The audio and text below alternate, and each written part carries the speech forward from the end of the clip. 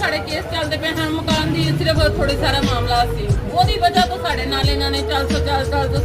ਅਸੀਂ ਥਾਣੇ 'ਚ 3-4 ਸਾਲ ਤੋਂ ਚੱਲ ਰਹੇ ਪਏ ਸਾਂ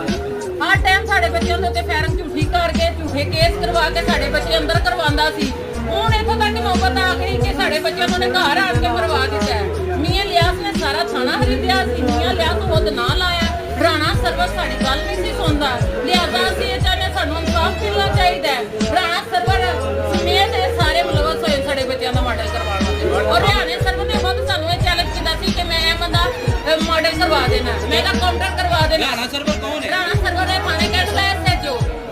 ਉਹਨੇ ਖੁਦ ਸਾਨੂੰ ਕੀ ਗੱਲ ਕਹੀ ਸੀ ਸਾਡੇ ਘਰ ਰੇਟ ਕਰਨ ਆਇਆ ਉਹਨੇ ਕਿਹਾ ਸੀ ਕਿ ਮੈਂ ਇਹਦਾ ਕਾਊਂਟਰ ਕਰਵਾ ਦੇਣਾ ਹੈ ਮਤਲਬ ਬਦਮਾਸ਼ ਤੋਂ ਸਾਰਾ ਕੀ ਆ ਸਾਡੇ ਬੱਚੇ ਬਦਮਾਸ਼ ਹੁੰਦੇ ਸਾਡੇ ਬੱਚੇ ਇੰਜ ਨਾ ਮਾਰਦੇ ਇਹ ਬਦਮਾਸ਼ੀ ਸਾਡੇ ਨਾਲ